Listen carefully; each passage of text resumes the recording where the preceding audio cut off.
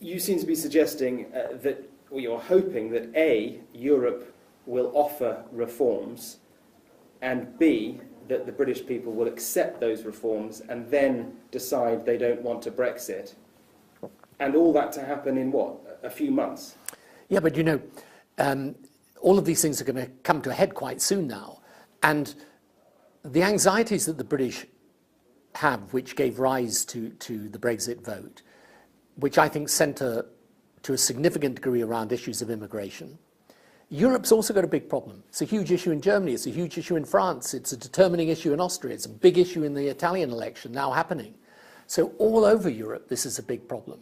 So if Europe's smart about it, then it shouldn't treat the British anxiety over immigration as if, oh, that's just the Brits being unreasonable. It should realise there's a major problem for Europe, and there are reforms and changes that Europe could propose that would help deal with the British anxiety over immigration, but also deal with the European-wide anxieties over immigration.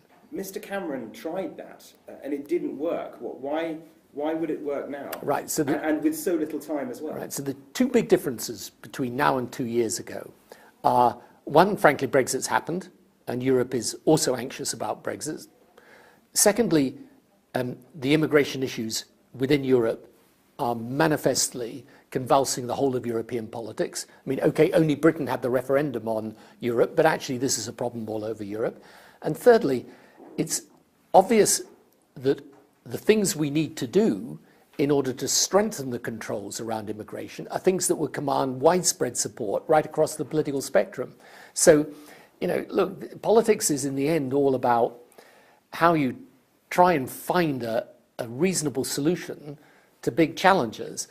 And in my view, we either are going to go down the path of what will increasingly be a very hard Brexit, which is going to damage Britain and damage Europe, or we find a different way forward. What I honestly believe is the worst of all worlds is we kind of do a half in, half out, where we're abiding by some of the European rules but not by others, where we have a mix of the European Court of Justice and some other body, where we're neither one thing nor the other. I honestly think in those circumstances the British people will say, look, let's decide this.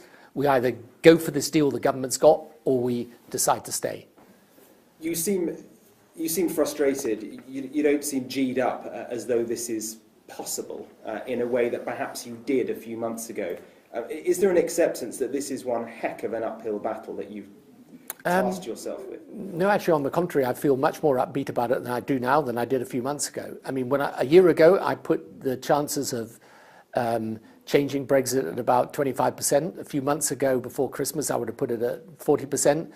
I think it's now 50%. I think it's very hard to see how the government wins the vote in the House of Commons, because the government at some point is going to have to resolve the dilemma they keep avoiding, which is you either, to minimise economic damage, stay close to Europe, in which case you'll have to abide by Europe's rules, but you'll have lost your seat at the decision-making table, or alternatively, because you prioritise getting rid of those rules, you'll be in a situation where you're going to do significant economic damage. There's no solution to that dilemma. It's not a dilemma you can negotiate around. You're going to have to choose. And once the government makes that choice, I think they're going to find it very hard to get either of those propositions through the House of Commons.